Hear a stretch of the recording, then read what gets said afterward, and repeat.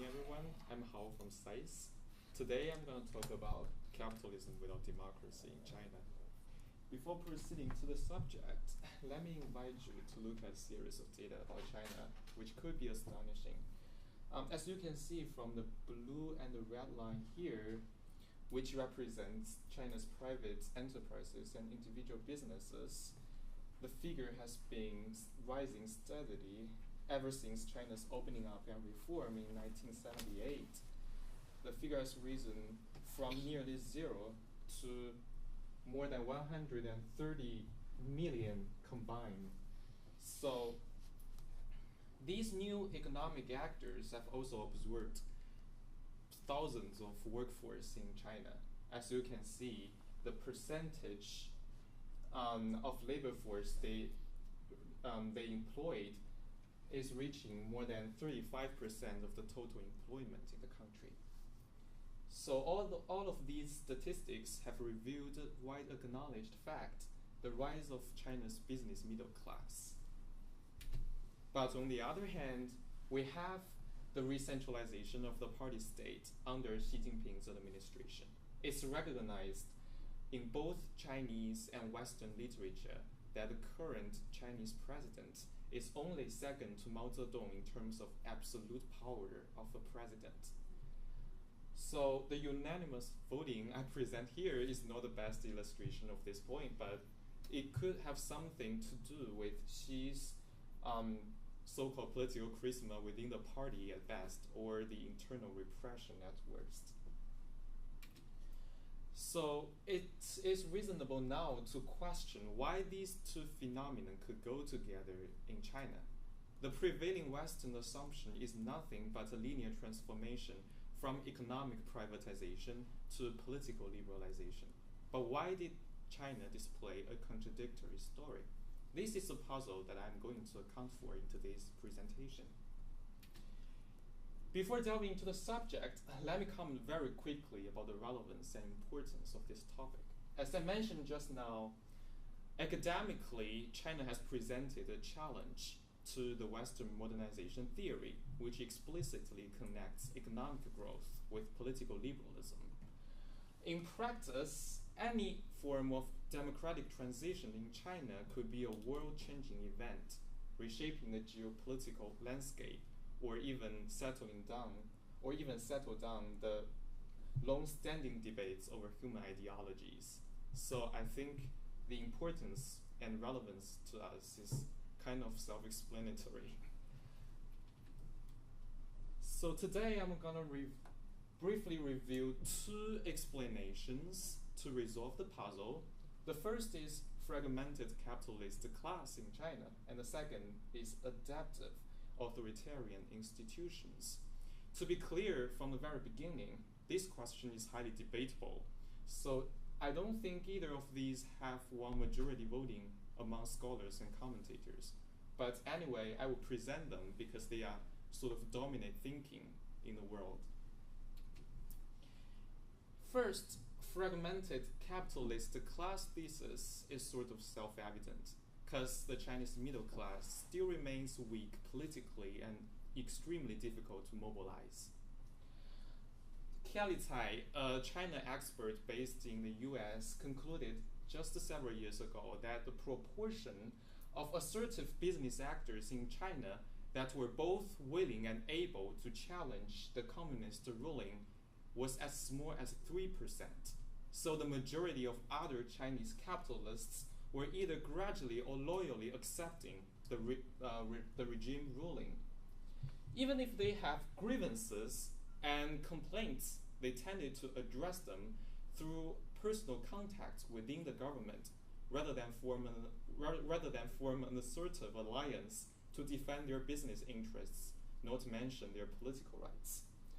This ultimately resulted from their over-dependence on the state, since their daily operation, from registration to taxation, needed some sort of government approval. The alternative thesis stresses the degree of flexibility of the CCP in accommodating a new rising business class. It's true that ever since 1978, CCP has come up with thousands of pro-business institutional arrangements.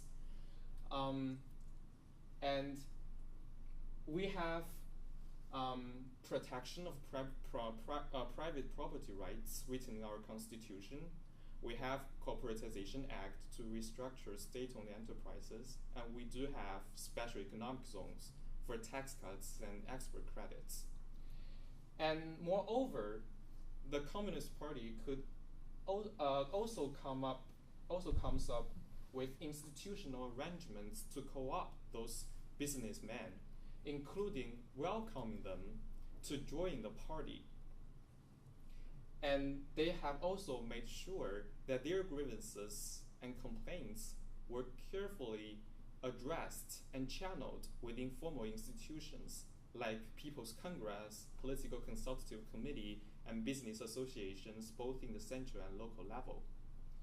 At last, despite these adaptive methods, the party still holds a very tight political control over the business groups due to its high sensitivity towards social and political stability.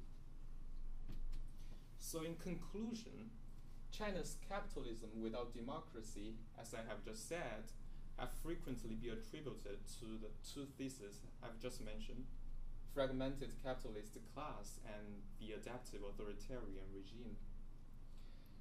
For me, these explanations are not necessarily conflictual to each other, since they are looking at the system from either bottom-up or top-down perspective. But either way, there is winning hope for bottom-up democratization due to a still strong center and intrinsically weak challengers.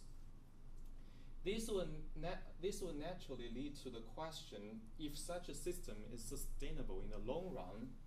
If so, China will really pose a real challenge to liberal democracy as the end of history. So this is the question for all of you, and I don't have definite answer to that.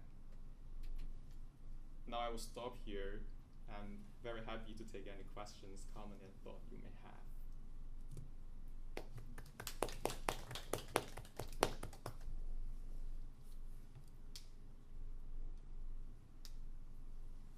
Yes. Thank you very much for your presentation. This was very, very helpful. So actually, one of the questions that I wanted to raise was what you actually asked us in the end, whether the alternative, like China's policy, current policy is alternative to liberal democracy. And you also touched on the sustainability, which is a big question for everybody. Yes. So China's growth has defied almost all theories and all. Like, in your opinion, do you think it's sustainable in the current regime? Well, thank you for your question. Actually, it's an infinitely difficult question, and it's very hard to predict. As we've said, most of the political scientists fail to predict the collapse of Soviet Union.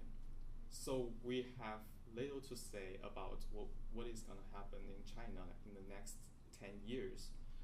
But from my perspective, I would say the current system is relatively stable and will not collapse in the foreseeable future because of the re-centralization of the state power. And as a Chinese citizen, I feel like the party's control is still very tight, and it's basically impossible to initiate a grassroots mobilization to change the regime. So that's my answer to that. If I can follow on with another question. Okay. What, again, coming back to the whole special case with China's growth and all, what makes you think works in China? That because most of the liberal democratic countries think that China's methods are not the way to go. It should be neoliberalism and all that. So why did it work in China? Okay, thank you for your question. And I think it will open up a new discussion that would take like a few days. So my short answer to that is that it's not